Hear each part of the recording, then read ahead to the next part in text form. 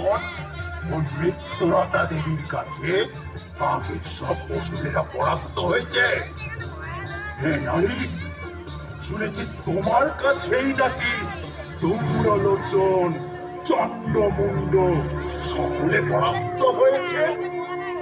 তা তুমি কি আমার মতো বীরের কাছে আত্মসমর্পণ করবে, নাকি তোমার কেশ আকর্ষণ করে নিয়ে গিয়ে মহারাজ শুম্ভর পায়ে নিক্ষেপ করব?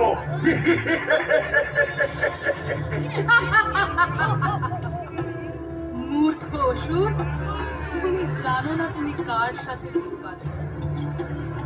আমি চাইলে এই ক্ষণে তোমার হত্যা করতে পারি। আমি পূর্বেই জানিয়েছি, এখনো জানিয়েছি, আমায় যুদ্ধে যে পরাস্ত করতে পারবে আমি তাকে ওহে